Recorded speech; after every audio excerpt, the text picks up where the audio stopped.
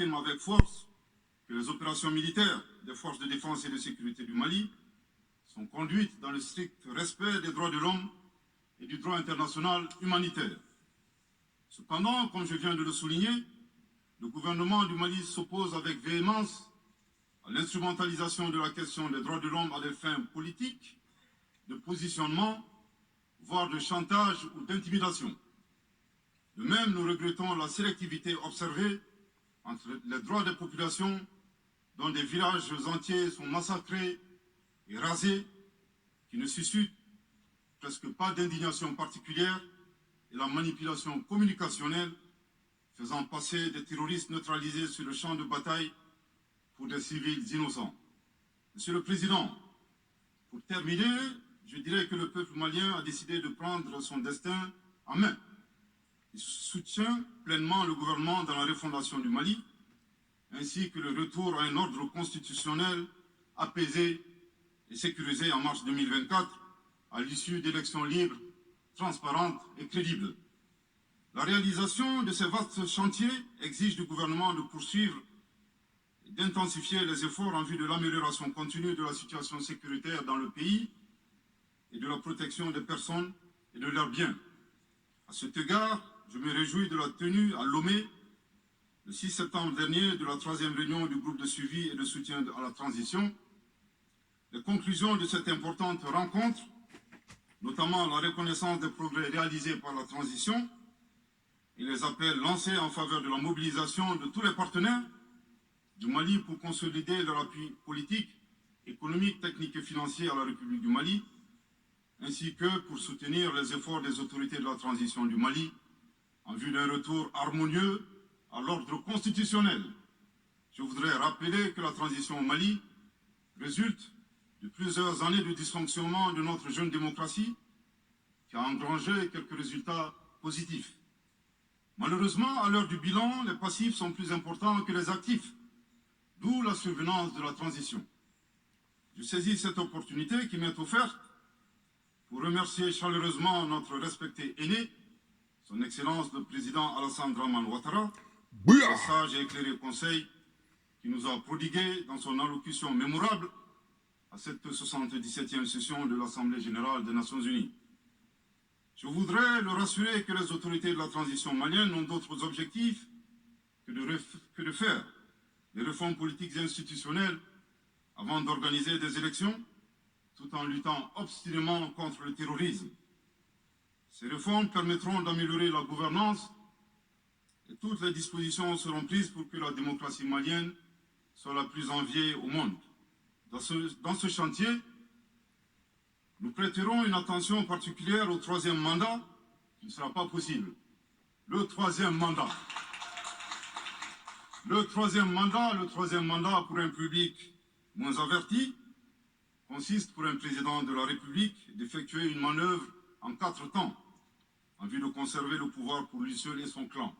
Premier temps, presque en fin de second mandat, donc en principe non rééligible, il s'agit pour le président de la République sortant de déclencher une révision constitutionnelle de manière non consensuelle.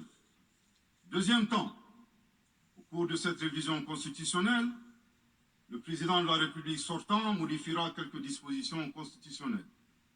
Troisième temps, une fois la nouvelle constitution adoptée, sur fond de crise politique naturellement, le président sortant devient candidat en violation de la limitation du nombre de mandats à 2. Sa candidature est alors justifiée par l'adoption de la nouvelle constitution et le prétexte est tout trouvé. La limitation du nombre de mandats à 2 concernait l'ancienne constitution. Par conséquent, il est candidat au regard de la nouvelle constitution adoptée. Quatrième temps, une farce électorale est organisée. Forcément, il remporte les élections et s'ensuit une chasse impitoyable aux opposants politiques, dont certains sont arrêtés, d'autres s'exilent et d'autres assassinés. Les allégeances sont obtenues grâce au pouvoir de l'argent, le clientélisme et les intimidations. Dans un langage plus simplifié et en référence à une métaphore footballistique, le 3e mandat est une magie. C'est l'art de se dribbler soi-même tout en gardant le ballon. Voilà. Excellence, Monsieur le Président. Je vais m'arrêter là. Écoutez, c'est historique et c'est peu que de le dire. Bouya, on est très très bon. Son Excellence, le Premier ministre par intérim, Abdoulaye Maïga. Eh bien écoutez, là, sa prestation, là-bas à l'ONU, à la tribune de l'ONU, eh bien, il rejoint bel et dévancier les très grands leaders panafricains. Alors comme ça, je n'aurai pas le temps de citer tout le monde, mais en tous les cas, ce qui me vient à l'esprit comme ça au moment de faire cette vidéo, c'est plutôt Haïlé Sélassié, l'empereur, le discours qu'il a tenu à l'époque à l'ONU. Regardez dans les images d'archives, vous allez voir. Son discours a inspiré Robert Nesta Marley, Bob Marley. Le titre du morceau de Marley, c'est War, W-A-R, qui veut dire guerre en français. C'était le discours prononcé par Haïlé Sélassié aux Nations Unies. Et là, ensuite, il y a eu le discours de Thomas Sankara, Thomas Isidore Noël Sankara. Et Thomas Isidore Noël Sankara, quand il a prononcé à l'époque, dans les années 80, son discours à l'ONU, toujours à la tribune de l'ONU, eh bien, il a une célèbre phrase qu'il avait lâchée à l'époque, où il a dit « L'esclave qui n'est pas capable d'assumer sa révolte ne mérite pas que l'on s'apitoie sur son sort. Cet esclave répondra seul de son malheur. Il répondra seul de son malheur. S'il se fait des illusions sur la condescendance suspecte d'un maître qui prétend la franchir, seule la lutte libère. » Écoutez, ça fait très très longtemps que j'avais connaissance de ce message. Et même il fut un temps, il y a maintenant 15 ans, où je l'avais sur mon répondeur, c'est vous dire. C'est-à-dire quand vous m'appelez, quand les gens m'appelaient, ils tombaient sur ce message-là de Thomas Sankara. Voilà. Bon, pour revenir aujourd'hui, parce que là on était au XXe siècle. Et puis il y a un frère, le frère panafricain Keïta, qui m'a dit, voilà, ça lui fait penser cette intervention aux grands leaders comme, comment dire, l'ancien président d'Ouganda, Idi Amin Dada. Oui. Ce sont nos grands leaders, bien entendu. Qui n'avaient pas de complexe, qui n'avaient pas d'aliénation, et encore moins de la corruption. Voilà. Et donc, ce dont il s'agit aujourd'hui, eh ben, c'est la nouvelle génération. Et ce qui est extraordinaire, c'est que nous avons la chance d'assister à ça.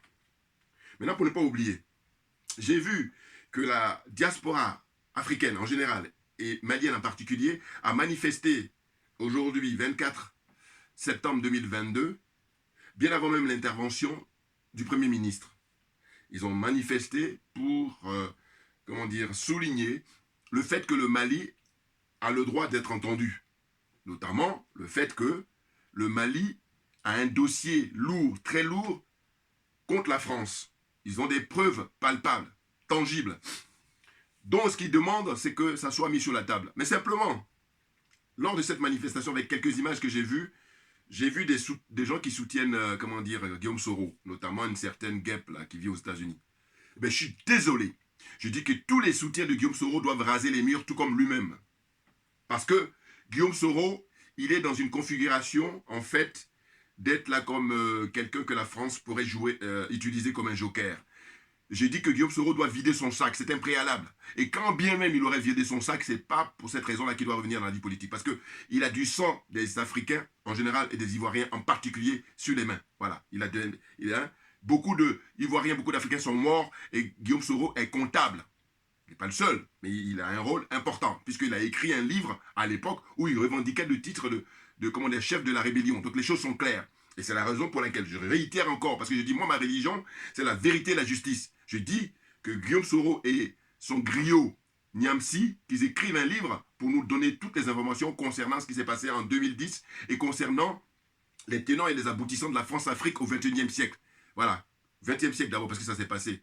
Oui, 21e siècle, tout à fait. Voilà, 2011-2010, voilà. Qu'ils nous disent tout, parce qu'ils en savent.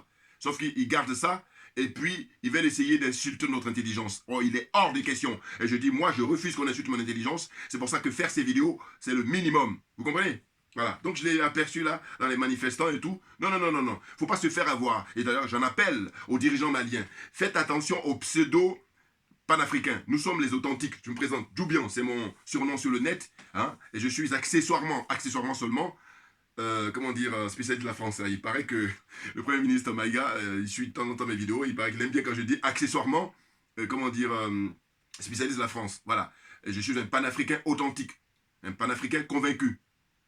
Pas un panafricain pessimiste comme un Guillaume Soro. Vous voyez? Donc, c'est insupportable. Ces gens-là sont dans l'imposture. Il faut faire attention, il faut rester vigilant. Parce qu'on s'est fait avoir une fois, mais il est hors des questions de se faire avoir une seconde fois. Donc, j'ai dit Guillaume Soro qui prenne sa retraite, c'est tout. Et là, quand je dis ça, je suis gentil. Parce que sinon, je dis, il va aller s'expliquer devant les tribunaux, tout comme on a pu entendre, comment dire, Charles Blé Goudé, ou tout comme on a pu entendre le président Laurent Gbagbo. C'est tout. Rien que justice. Et puis lui et M. Ouattara, tous dans le même sac. Et tous ceux même qui ont composé le RHDP. Non, mais à un moment donné, c'est trop facile. Voilà. Et là, j'en profite aussi pour dire quoi là. Bon, alors, c'est vrai que je suis très occupé ces derniers temps. C'est pour ça que j'ai pas eu l'occasion de faire les vidéos là. Mais je salue aussi, par la même occasion, le Mali qui est indépendant. Et quand ils ont fêté là, comment on appelle ça, l'anniversaire, la fête de l'indépendance. Voilà. Eux, ils peuvent fêter une fête d'indépendance. Et ils ont reçu, comme invité officiel, le colonel Doumbia de Guinée. Et tout ça est réjouissant. Maintenant, il faut souhaiter que le président de Guinée, le colonel Doumbia, mais joue le même jeu jusqu'au bout, comme les colonels au Mali, comme ses frères d'armes, ses frères d'armes du Mali, le colonel Assimi Goïta. Il faut la jouer transparence, dans la transparence, c'est très important. Voilà, vous comprenez? Il ne faut pas cacher des trucs sur la table comme les politiciens, les vieux politicards là. Non, non, non, non. Il faut militer pour le peuple, rien que pour le peuple. Vous comprenez? Donc ce que je voulais dire aussi, pour ne pas que j'oublie, tous les Français, leucodermes, les Blancs là, qui veulent venir dire qu'ils vont aider les Africains, de manière générale, et les Maliens en particulier, ou les Ivoiriens en particulier, je ne sais qui encore, je demande à ce que les Français leucodermes, qui se débarrassent radicalement de leur classe politique. Voilà. Et là, je parle en tant que spécialiste accessoirement de la France. Les choses soient claires. Ah oui, non, non, c'est hyper important. Non, parce que là, on pense aux sacrifiés, aux martyrs, depuis des siècles. Ah oui, c'est de ça dont il s'agit. Parce que comme je vous dis, moi, ma religion, c'est la vérité et la justice. Et par rapport à la vie humaine, je dis c'est sacré. Donc la mort d'un seul homme suffit. Largement, on arrête tout. Et on va s'expliquer. Ah oui, oui, oui, oui. Vous comprenez? Voilà. Donc j'ai pris quelques notes.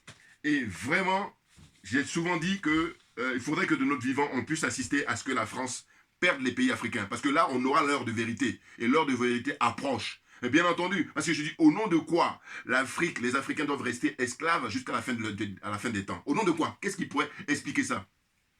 Ah oui, moi, il faut me le dire. Hein. J'attends. J'attends qu'on m'explique pour quelle raison. Alors que si on regarde historiquement, mais les Africains n'ont pas fait de mal, que je sache, aux leucodermes. Moi peut-être que je ne m'y connais pas, hein, mais comme ils disent dans les commentaires, faites-moi les commentaires.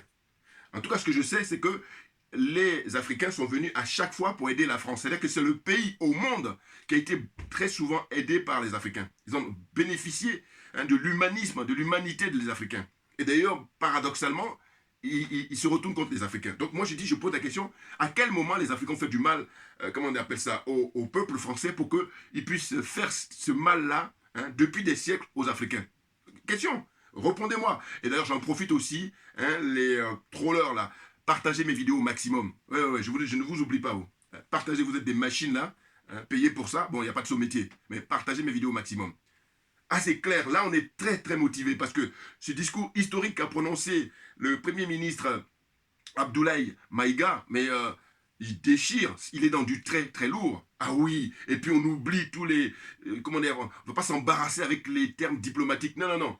Il dit que la France, eh ben, en France, depuis un certain temps, c'est une junte qui est au pouvoir. Qui dit mieux?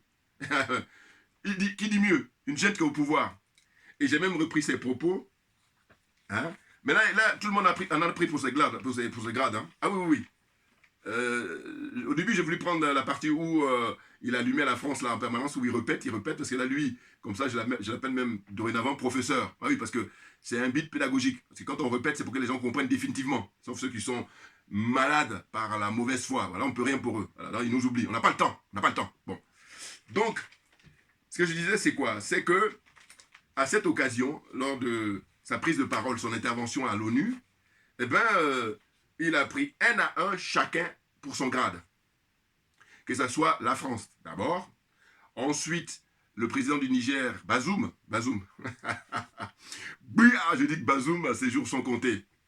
Je l'ai dit dans mes vidéos passées. Il y a des manifestations qui ont eu lieu justement au Niger la semaine dernière. Et ça, c'est le début. Et puis, n'oubliez pas, c'est toujours l'histoire de la goutte d'eau. La goutte d'eau, c'est sa régularité qui finit par percer le rocher le plus fort. Donc les choses sont claires. C'est vieux comme le monde et c'est comme ça. C'est la nature, c'est physique, voilà. Donc, qu'est-ce que j'allais dire? Il a donné des leçons aussi bien à Bazoum qui dit tu n'es pas Bazoum c'est un Malien, hein, ouais, c'est un Malien du Nord. Voilà. On a les archives où il a combattu d'ailleurs le pouvoir en place à l'époque. Donc c'est pour ça que eux, ils le connaissent très bien, ils connaissent bien le dossier de Bazoum. Mais la France a l'habitude pour ça. Elle va prendre toujours des gens comme ça et puis elle va mélanger tout le monde pour parler en termes trivial. Elle va embrouiller tout le monde. Hein, c'est pas nouveau. Le cas de Bazoum, il vient après les Alassane Ouattara ou d'autres cas encore. Voilà. Mais moi, ce que je tiens à dire, pour ne pas oublier là aussi, c'est que c'est vrai que très souvent, il y a beaucoup d'Ivoiriens, et puis certains même qui se prétendent être panafricains, mais qui vont dire oui, Alassane Ouattara c'est un Burkinabé et tout ça. Bon, là, quand on se veut panafricain, non, faut pas dire ça. Faut dire que c'est un Africain, point barre. Ben, par contre, la précision que j'apporte, parce que j'ai beaucoup réfléchi là-dessus. Je dis en réalité, ce qu'il faut plutôt dire, il faut dire que M. Alassane Ouattara, au lieu de dire qu'il est originaire de Burkina Faso et que c'est un étranger qui vient en Côte d'Ivoire, non. Parce qu'en réalité, il est beaucoup plus français parce qu'il défend les intérêts français. Voilà. Hein, il est beaucoup plus pour les Américains, hein, les adeptes de l'OTAN. Voilà. Il est beaucoup plus dans cette démarche-là que être originaire de Burkina. Parce qu'en réalité, il n'aime ni le Burkina ni la Côte d'Ivoire. Ça, les choses sont claires. Parce que je dis, quand on aime, eh bon, on apporte son patriotisme. C'est ça, un citoyen. Oui. Quand tu aimes ton pays, tu apportes ton patriotisme. Et tu défends les couleurs de ton pays pour que ton pays soit gagnant. Or, le constat que vous faites, ceux-là même qui l'accusent d'être burkinabé, qu'est-ce qu'il a fait pour le Burkina? Même dans des interviews, il réunit le Burkina. Donc, c'est pas ce qu'il faut dire. Ce qu'il faut dire dorénavant, il faut dire que ces gens-là, qui, quand bien même on l'a mis dans un autre pays, c'est-à-dire qu'il n'est pas son pays d'origine, comme vous dites, souvent les gens qui le critiquent, ils disent que oui, non, je dis, il ne faut plus dire ça. Il faut dire plutôt qu'il est français, il défend les intérêts français avant tout. C'est ça, la réalité. Parce que si encore, quand vous l'accusez d'être burkinabé, du Burkina, et puis il prenait beaucoup d'argent en Côte d'Ivoire, puis les amenait au Burkina pour faire plein de trucs en Burkina, voilà, là, votre critique serait justifiée. Or là, aussi bien au Burkina, même, j'allais dire même que il a pas fait grand chose, il a même pour rien du tout fait au Burkina par rapport à un peu qu'il a fait en Côte d'Ivoire, sachant que c'est l'argent de la Côte d'Ivoire, l'argent des Ivoiriens, l'argent des contribuables ivoiriens, de tous les Ivoiriens. Vous comprenez? Donc, il faut faire cette distinction-là, c'est très important, je tenais à apporter ça aujourd'hui. Bon, la suite, c'est quoi? C'est que, ah mais tout le monde en a pris, hein, même le secrétaire, là, le portugais, Guterres, là, il a pris son grade, pour dire, monsieur, il ne faut pas mélanger les torchons et les serviettes. Hein. Chaque chose à sa place. Voilà. Donc vous, ce que vous avez à faire comme boulot, c'est que le dossier qui a été déposé depuis quand, la Chine présidait le Conseil de sécurité, eh ben là maintenant c'est la France qui prend la relève, mais vous, votre boulot, votre compétence, c'est de faire de manière à ce que ce dossier-là soit mis à l'ordre du jour. Voilà, c'est là où on vous attend. Et non pas venir là, nous embrouiller, faire de la diversion avec les histoires de 49 voire 46 zozos là. Hein, les mercenaires. Et lui, il donne l'interview sur les chaînes françaises, notamment RFI et France 24, pour dire que non, ce sont des soldats. Non mais attendez. Mais de toute façon, le Premier ministre, Abdoulaye Maïga, il a précisé. Il a dit voilà, hein, les choses sont écrites. Voilà, donc on a pris note. On n'est pas seulement dans le verbal. Donc on a les écrits où on a vérifié le 10 juillet quand ils ont été arrêtés à l'aéroport de Bamako pour savoir ces gens-là ils viennent d'où, un, et deux, ils viennent pourquoi. Quelles sont leurs missions. Donc là, tout le monde au départ, bottait en touche, même en disant qu'on ne sait pas pourquoi ils sont là-bas. Donc on a toutes les preuves. Et puis là, ces gens-là, ils sont sans foi ni loi. C'est ce que je dis souvent. Bien entendu. Il faut être sans foi ni loi pour fonctionner comme ça. Et puis, ils n'ont pas de problème au niveau de l'orgueil. Non. Ah non. Sans foi ni loi. Ces gens ont l'apparence d'êtres humains, mais ce ne sont pas des êtres humains. Vous comprenez? Voilà. Donc, président du Niger, Bazoum, il n'est pas du Niger. Il n'est pas non plus du Mali. Hein, il est français. Voilà. Ça, faut dire ça. Là, ça ressemble à quelque chose. Parce que, étant donné que tout ce qu'ils font, c'est pour servir l'intérêt français. Donc, après ce moment-là, c'est même pas la peine de dire que s'il est malien ou s'il est du Niger. Non. Voilà, donc les choses sont claires pour moi. Ensuite, il y a qui encore? Il y a le président du Guinée-Bissau qui préside actuellement la CEDEAO, Oumaro, je sais pas, machin là. Un jeune. Voilà. Et lui, ce qui fait mal au cœur, vous savez, il est originaire du pays de qui? D'un certain, Amilcar Cabral.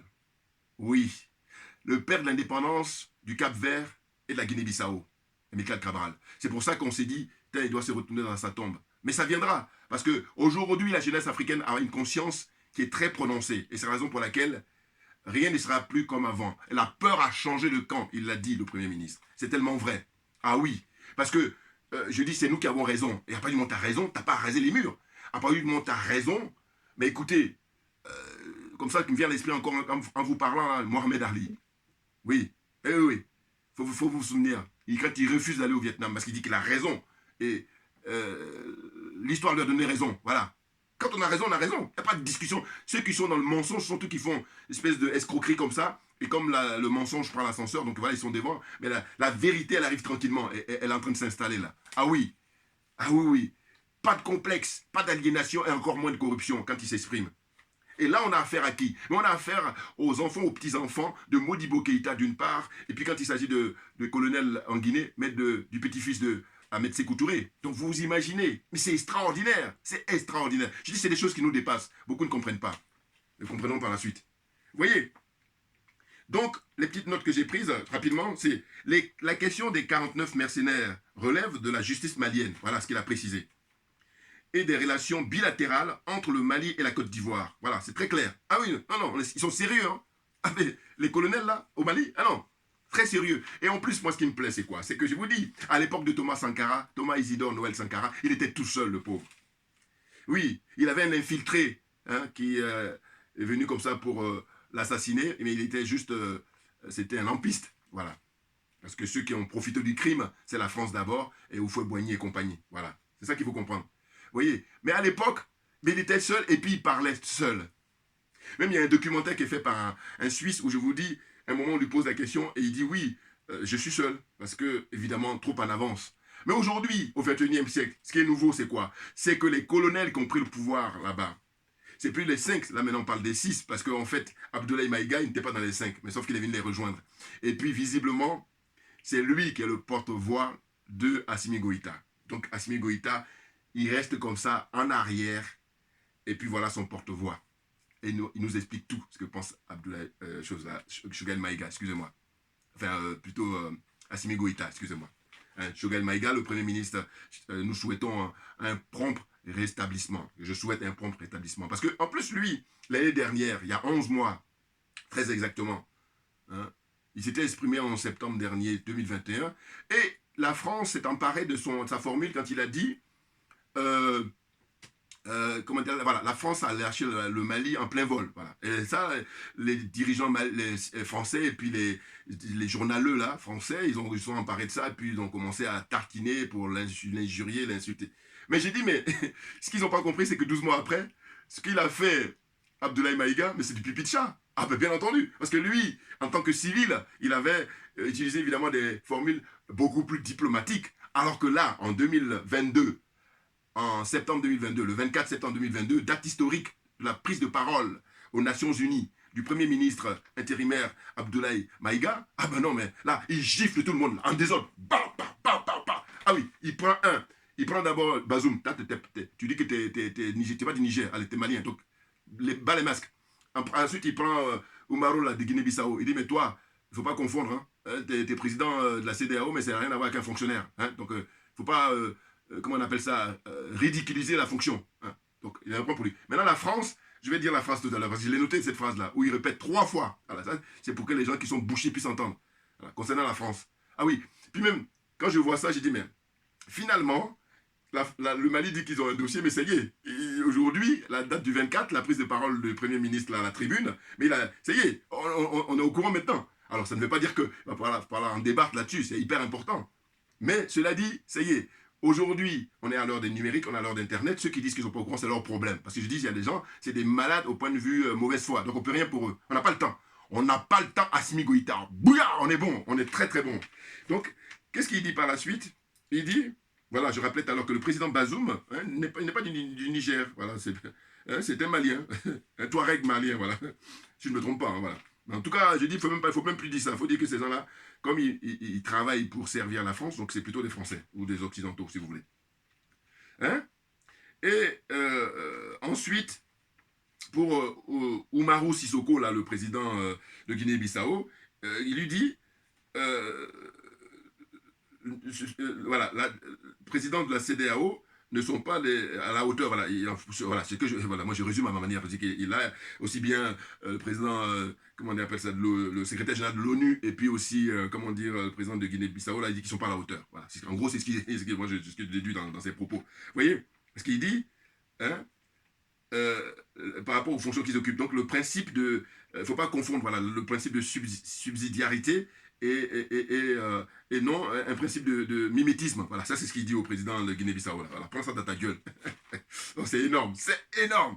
Après, concernant le secrétaire donc, de l'ONU, comme je disais, de portugais Guterres, là, hein, lui aussi il en a pris pour son grade. Alors il dit, pris pour son compte, suite à sa dernière interview, en fait, je l'ai déjà dit, il précise que les autorités maliennes disposent des preuves sur la situation des mercenaires arrêtés le 10 juillet 2022 avec des armes voilà, et avec des professions diverses. Voilà. Hein, quand ils ont été arrêtés à l'aéroport de Bamako, il y en a qui disent qu'ils sont cuisiniers, il y en a qui disent qu'ils sont menuisiers, ainsi de suite. Voilà. Est-ce que vous pensez que ces gens-là sont sérieux, ces mercenaires-là, et puis là, ils viennent nous embrouiller. Le problème de, comment on appelle ça, le secrétaire de l'ONU, je vous dis, quand je l'observe, je me dis, mais tous ces gens qui ont occupé le poste, en règle générale, c'était des corrompus, bien entendu, parce qu'ils n'ont pas le choix d'ailleurs. Vous voyez, les Kofi Annan, ils ont été pris dans les trucs de corruption, de, comment dire, clientélisme ou de conflit d'intérêts. Tous. Dites-moi si je me trompe encore, envoyez-moi des messages pour dire que oui, dans le passé, il y a un tel secrétaire, comment on appelle ça, de l'ONU là, hein, qui était quelqu'un d'intègre. Il n'y en a pas. De toute façon, ceux qui sélectionnent, ceux qui font le casting, ça ne les intéresse pas. Ils veulent que des gens incompétents, parce que c'est la meilleure façon pour les manipuler. On est d'accord. Je dis que ça découle du bon sens. Mais bien entendu, bien entendu. Vous voyez. Donc, la suite, c'est quoi? C'est que les dirigeants français sont dorénavant considérés comme une junte au pouvoir. C'est du lourd, c'est du très lourd. Bouya! Ah oui, oui, écoutez, moi je dis même, là, ils ont mis la barre très haut, là. Même Sankara, il n'a pas été aussi, comment dire, dans une agression verbale, comme ça, chicoté comme ça. Et là, ils font du Malcolm X, c'est-à-dire œil pour œil, dent pour dent. C'est-à-dire que vous nous qualifiez de junte, mais vous êtes de junte aussi. Ah, là, on est quitte, là. Là, on est quitte, balle au centre. Balle au centre. Et puis là, par contre, pour le coup, moi qui suis spécialiste de la France accessoirement, je peux apporter mon témoignage, si les colonels veulent bien. Bien entendu. C'est-à-dire que je suis très bien placé pour savoir par rapport à la vie politique française. Voilà. Cette mise en scène, pseudo-démocratie. D'ailleurs, ce que j'ai dit souvent, j'ai dit dans mes vidéos passées, j'ai dit, il faut que la France fasse un coming out. C'est-à-dire qu'en fait, c'est une dictature qui ne s'assume pas. Il faut juste, pour faire court, ce qu'on a infligé aux Gilets jaunes. Voilà, on l'a fait court. Donc, on peut aller plus loin avec plein de détails, mais là, on va s'arrêter là. Bon, donc la suite, c'est quoi? C'est que, en fait... Alors, très en forme, là. Hein. Ah oui, non, parce que vous savez, quand on écoute ces discours-là, si on ne réagit pas, c'est qu'on n'a rien compris. Ah oui, non, c'est pas possible. Donc, c'est pour ça que, alors que j'avais prévu de faire des vidéos dans les jours qui viennent, mais là, j'ai dit non, il y a urgence, là, on y va. Vous voyez? Donc, j'ai dit, c'est un fait sans précédent hein, par rapport à l'humiliation que les colonels là, infligent à la France. C'est vraiment historique. Là, eux, ils sont indépendants. Ils sont souverains même, d'ailleurs. Parce que, regardez, c'est pas un Alassane Ouattara qui vient là pour prendre la parole pour faire dans du réchauffé, hein, bloqué au XXe siècle qu'il est. C'est ça. La différence entre les colonels, eux, ils sont au XXIe siècle. Hein. Là, son discours, c'est un discours du XXIe siècle. C'est un homme qui vit avec son temps. Alors que les autres, là, la plupart... Vous allez voir, c'est que des discours du XXe siècle. C'est convenu, on est là juste pour la forme. Alors que la délégation malienne, conduite par le Premier ministre, et d'ailleurs, vous allez observer que dans la salle, il y a aussi le ministre des Affaires étrangères, M. Abdoulaye Diop, qui observait et qui même par moments était surpris parce que lui, c'est vrai qu'il attaque aussi. Et je vous dis, c'est ça qui fait la force des dirigeants maliens. Et d'ailleurs, il a précisé, Abdoulaye Maïga, le Premier ministre, il a dit, écoutez, les Assimi Goïta, il y en a des milliers au Mali. Le message qui passe d'une certaine façon, c'est de dire quoi? C'est-à-dire que ça ne sert à rien d'assassiner là maintenant, comme vous avez pu le faire par le passé, parce qu'il y a des milliers d'Assimi Goïta. C'est-à-dire que le peuple malien, ils sont gonflés à bloc. Et là aussi, pareil, j'en profite pour dire que tous les autres ressortissants, que tu sois de la Côte d'Ivoire, que tu sois du Cameroun, que tu sois du Togo, que tu sois de Congo-Brazzaville, Congo-Kinshasa, même tout ça, tout le monde mélangé, qui encore, hein, que tu sois du Burkina, que tu sois du Niger, que tu sois du Bénin, que tu sois, qu'est-ce que j'oublie encore? Vous voyez?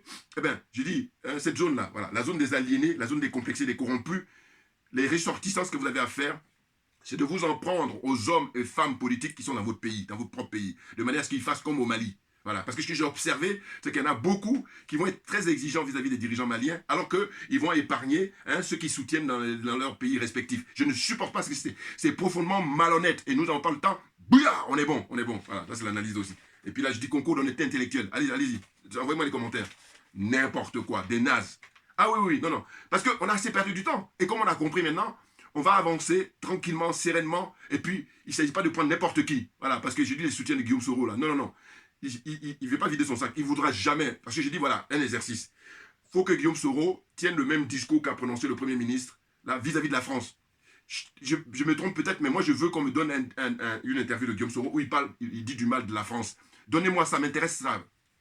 Parce que j'ai dit ça, parce que je pense que ça n'existe pas. Voilà. Et donc, la question qu'on peut se poser, c'est pourquoi Guillaume Soro n'a jamais critiqué la France? Et on a la réponse dans la question.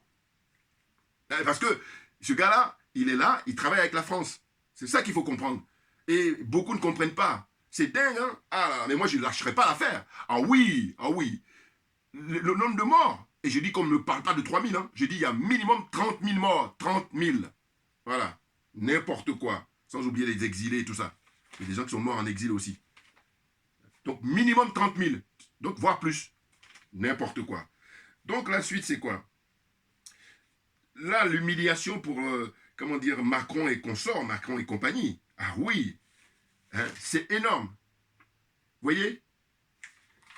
Il dénonce les agendas cachés des forces étrangères. C'est la France qui est visée, c'est les États-Unis qui sont visés. Ah oui, ou les adeptes de l'OTAN, là. Hein. Ce sont eux qui sont visés. Il a repris les propos de son prédécesseur. Voilà. À un moment donné, il a repris la phrase de Choguel Maïga, qui avait dit que la France a abandonné le Mali en plein vol, quand ils ont décidé de retirer la force au Barkhane. Rappelez-vous. Vous voyez? Et comme on est à l'heure d'Internet, je vous dis pareil. Vous tapez Choguel Maïga sur YouTube, intervention à l'ONU, vous allez voir son discours. Voilà. Mais je vous dis, quand vous comparez, lui déjà, il parlait vraiment avec une certaine tenue, plus diplomatique. Et là, eux, ils étaient offusqués. Mais là, je dis maintenant, là, en 2022, là, quand vous avez entendu Abdoulaye Maïga, là, comment vous êtes? Voilà. Et comme ils sont sans honte, ils n'ont pas de honte. Voilà. Sinon, à un moment donné, lâchez l'affaire. Hein, on passe à autre chose. Parce que là, les dirigeants maliens vous ont mis à nu depuis un moment. Là, ils continuent. Et là, ça va être difficile pour vous parce que plutôt vous venez pour faire amende honorable, parce qu'on va considérer que l'erreur est humaine, et là, on va examiner votre dossier. Ah oui, on va l'examiner. C'est vous dire. Parce qu'il y a des morts. C'est à cause des morts. Ah oui. Il ne faut pas les oublier. Hein. Ah non, il est hors de question. Il y en a là, pour des clopinettes, pour du matériel, ils veulent oublier le nombre de morts africains et qui continuent malheureusement de mourir. À moi, chez moi, c'est hors de question. Ah oui, ah oui, oui, oui. C'est le minimum qu'on leur doit. Parce qu'au nom de quoi? Je dis, rien ne justifie des morts artificielles. Des millions d'Africains qui sont morts artificiellement. Rien ne justifie. C'est tout. C'est ça qui me motive, moi. N'importe quoi. Donc, il a repris le propos, je vous dis, de son prédécesseur. Et puis, voilà, maintenant, on arrive sur la fameuse phrase qu'il a dite, pour l'humiliation, mais la plus forte. Je vous dis qu'un pays africain n'est jamais prononcé. C'est-à-dire qu'à la limite, bon, le frère Keïta m'a dit, ouais, ça lui a fait penser à... C'est vrai, comment dire, l'ancien président Idi Amin Dada d'Ouganda, lui, il se faisait porter, hein, vous avez les images, hein, très clairement, c'est pas de la fiction, hein. C'est tellement fort que il y a un cinéaste qui a fait un film, et à l'époque, c'était, comment il s'appelle, Whittaker, voilà, qui avait joué le rôle de Idi Amin Dada, voilà. Mais c'est du lourd, c'est du très lourd à l'époque avec lui. Et il est mort tranquillement en Arabie Saoudite, je crois. Il avait l'âge de 80 ans, je trouve très bien. Ouais. Ouais, parce que lui, pas de complexe, pas d'aliénation et encore moins de corruption. Voilà. Qu'on ne vienne pas me dire, oui, le nombre de personnes... J'ai dit, mais si on veut jouer à ce jeu-là, eh ben, on va sortir le nombre de personnes qui ont tué les adeptes de l'OTAN, les bombes qu'ils ont lancées à Hiroshima et à Nagasaki. Par exemple, sans compter après les restes, c'est-à-dire l'Irak. Et d'ailleurs, il a récapitulé tout ça. C'est du lourd, c'est du très lourd. Ah oui, non, non, ils vivent avec leur temps, les colonels. Et vraiment, bravo, grand bravo. Tapis rouge partout, je veux dire. Tapis rouge partout. Ringardisez tous ces gens-là, Sassou Nguesso, franc-maçon, tout ça, ils sont en train de les mettre à poil en permanence. Donc, à un moment donné, tous ceux qui les soutiennent, je leur en veux plus même que les Bazoum et compagnie. Ah oui, oui, oui. Parce que je dis, mais attendez, à l'époque, il n'y avait pas Internet. On peut comprendre, vous pouvez vous cacher pour faire votre combine. Mais aujourd'hui, il y a Internet, il y a les réseaux sociaux. Et là, par contre, vous faites de l'arrogance, alors que vous insultez l'intelligence des Africains. C'est insupportable. Cachez-vous. Mais de toute façon, on va vous obliger à vous cacher. Ah, mais ça, c'est clair. Parce que c'est nous qui avons raison. Et c'est nous qui avons le droit de citer les panafricains, les authentiques, les vrais. Pas les panafricains pessimistes, là, n'importe quoi, des nazes. Donc, il disait quoi par rapport aux Français? Il disait, voilà, comment il les qualifie? Il dit les autorités françaises profondément anti-français.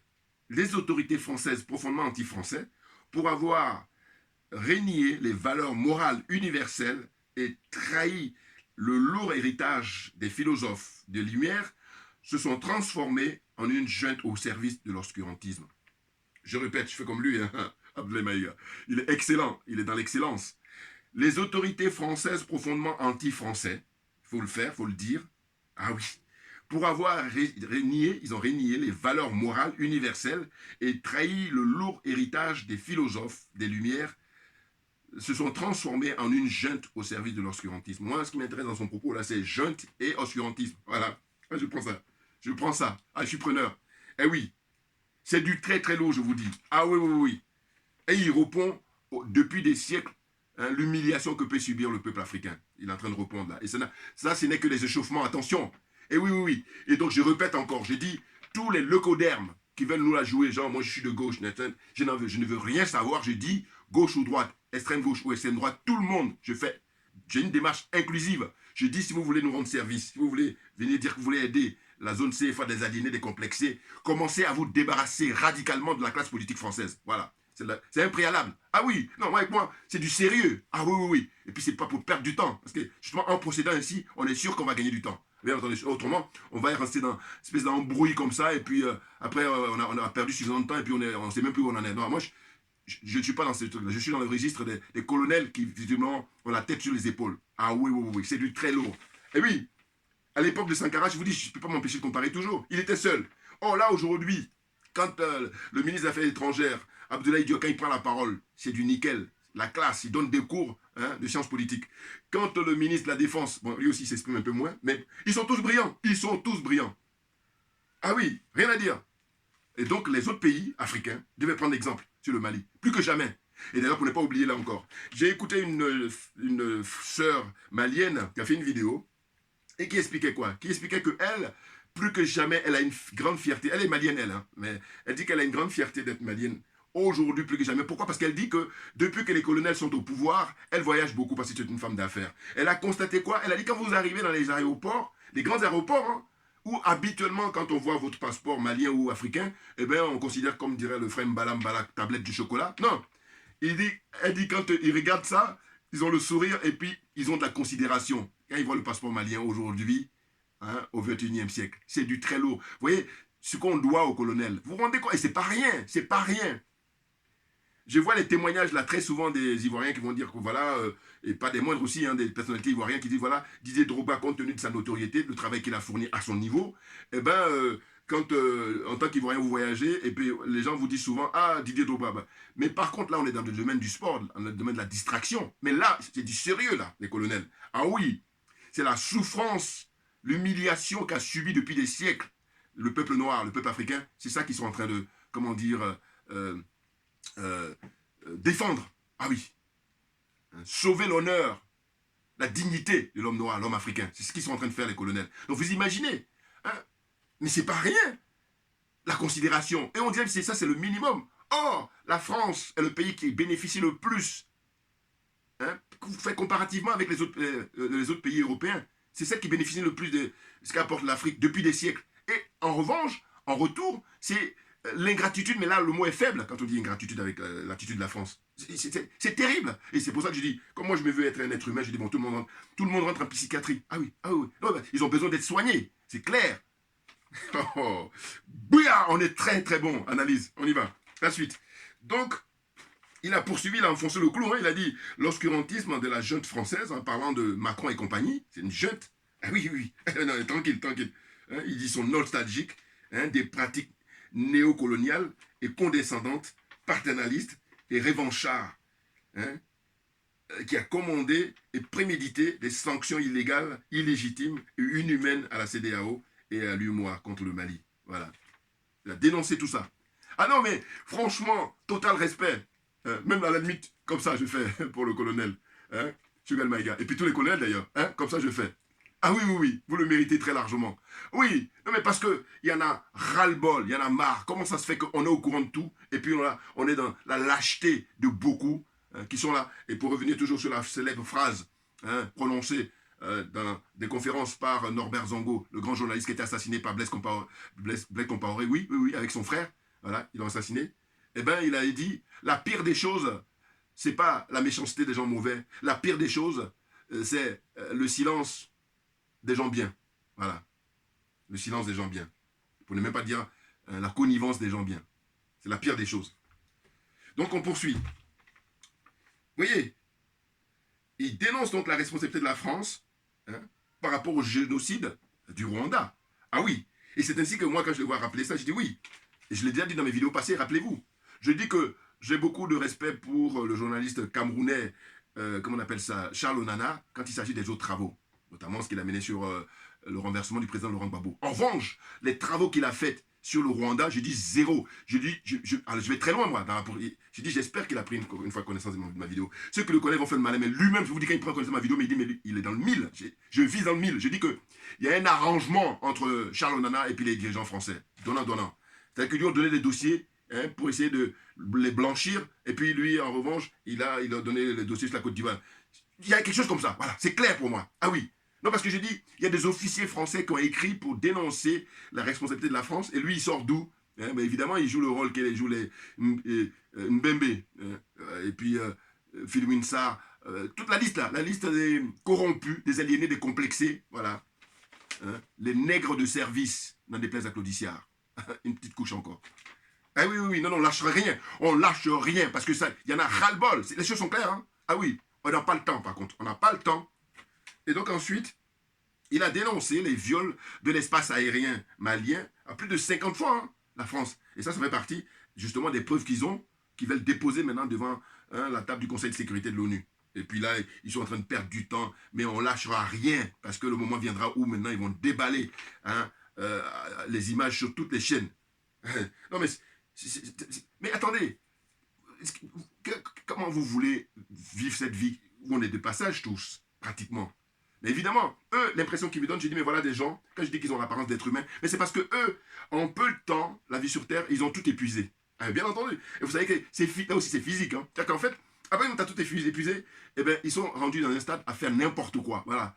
Alors que eux, ce qu'ils ont pu faire, je sais pas moi, en 30 jours, il y a des gens, il leur faudra, je sais pas moi, 3 ans, 30 ans même, que dis-je. Comprenez ce que je veux dire? Si vous ne comprenez pas, bon, allez, prenez au niveau des sous. Voilà. Les gens ont des paradis fiscaux. Moi, il faut m'expliquer. Il y a des gens qui n'ont pas à manger, des gens qui n'ont pas à se soigner. Mais comment on peut se vanter d'avoir de l'argent qui dort? Ils vont se dire capitalistes. Et je dis maintenant, tous ceux qui se revendiquent des capitalistes, cachez-vous parce que le capitalisme a triomphé au XXe siècle. Nous sommes au XXIe siècle, l'heure de la vérité a sonné. Et je dis comme ce sont des mauvais perdants, ils vont essayer de nous embrouiller. Alors que moi, il est hors des questions parce que j'ai trop compris. Eh oui, terminé. Démonstration a été faite. Voilà les limites. On a vu les limites du capitalisme. Voilà. Des gens qui ont des comptes, des milliards qui dorment hein, sur un compte. Et ils disent que ça rapporte de l'argent. Mais est-ce qu'on vit ensemble hein, sur Terre? Tu trouves normal que toi, tu as de l'argent qui dort? Des milliards, et d'ailleurs très souvent c'est de l'argent qui est détourné, c'est de l'argent qui n'est pas acquis honnêtement. Voilà, ça là c'est le pompon de tout. À la limite quand tu as transpiré, tout ça on peut comprendre. Mais très souvent, hein, je vous dis dans 98-99% des cas, c'est de l'argent mais qui a été détourné, ça a été acquis malhonnêtement, hein, de manière malhonnête. Voilà, je vais te finir mon intervention aujourd'hui par rapport à ça. Et de dire que finalement, eh ben, on a affaire aux petits-enfants, aux arrière-petits-enfants de quelqu'un comme Soundiata Keïta. Ah oui. Et je termine là pour dire quoi? Pour dire que en fait, ce sont les descendants hein, de Soundiata Keïta. C'est pour ça que je dis que ceux qui ne comprennent pas, ils sont étonnés alors que le Mali, c'est un pays qui est très puissant de par son histoire. Donc maintenant, il faut prendre chaque pays là de cette zone-là et puis regarder, hein, est-ce que vous avez comme ça des Soundiata Keïta hein? Attention, donc voilà, le Mali, le rôle qu'il est en train de jouer, on doit le soutenir, j'allais dire sans défection, on doit soutenir sans hésitation hein, les colonels et respecter leur choix, bien entendu. Parce que je dis ceux qui veulent essayer de faire des critiques, mais allez-y critiquer Paul Biya, allez-y critiquer Alassane Ouattara, allez-y critiquer Bazoum, allez-y critiquer, comment on appelle ça, Patrice Talon, allez-y critiquer Faure Yassingbe, allez-y critiquer, qui j'oublie encore, hein, plein de dirigeants là, de différents pays, voilà, c'est ce qu'il faut faire. Et non pas venir là, alors que les pauvres, ils sont en train de faire ce qu'ils peuvent, voilà, pour défendre toute l'Afrique. Vous vous rendez compte? Le challenge, pour ne pas dire le défi. Ah oui. Merci à vous tous pour votre attention. Et puis à très bientôt. On ne lâche rien, comme je dis d'habitude, parce que c'est nous qui avons raison, bien entendu.